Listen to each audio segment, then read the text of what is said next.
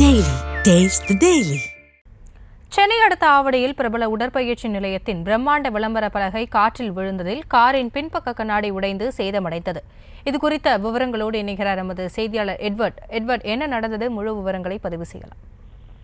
வணக்கம் மாசினி. திருமலவாயில் பகுதியில் பிரபல உடற்பயிற்சி கூடத்தின் பிரம்மாண்ட பெயர் பலகை காற்றில் பறந்து அங்கிருந்த காரின் மீது சேதமடைந்துள்ளது. அதிர்ஷ்டவசமாக அங்கிருந்து உயிர் தப்பியுள்ளனர். மேலும் சென்னை அடுத்த திருமலவாயில் பகுதி பிரதான சாலையில் பிரபல இஸ்லாம் உடற்பயிற்சி கூடம், ஆம்பூர், ஸ்டார் பிரியாணி, ஏ2பி உள்ளிட்ட உணவகங்கள் உடற்பயிற்சி கூடம் என்ற வளாகம் அமைந்துள்ளது. இது சென்னை திருப்பதி தேசிய நெடுஞ்சாலை பிரதான சாலையில் அமைந்துள்ளது. இந்நிலையில் இந்த பகுதியில் மாலைகளில் லேசான காற்றுடன் மழை பெய்தது.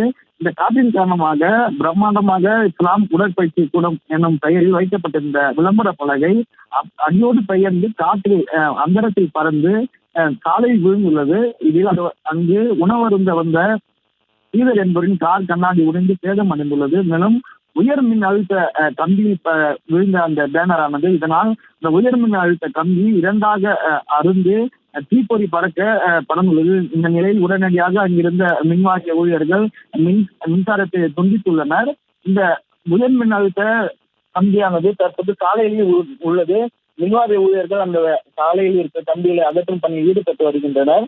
ராட்சத பேனர்கள் அனுமதியின்றி இந்த பகுதியில் வைக்கப்பட்டுள்ளது பெரும் குற்றச்சாட்டு எழுந்துள்ளது. ஆவடி மாநகராட்சி அதிகாரிகள் உடனடியாக ஆவடி மாநகராட்சிகளில் உட்பட்ட பகுதியில் அனுமதியின்றி வைக்கப்பட்ட ராட்சத பேனர்களை அகற்ற வேண்டும் என பொதுமக்கள் கோரிக்கை விடுத்துள்ளனர். அது மட்டுமின்றி அருகில் மற்றொரு ராட்சத பேனரானது உயர்மின் அழுத்த கம்பியில் தற்போது வரை அந்த பேனர் தொங்கிக் கொண்டிருக்கிறது.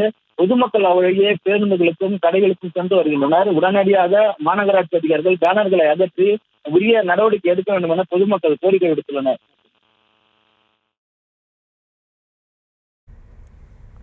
விவரங்களுக்கு நன்றி எட்வர்ட். Taste the Daily.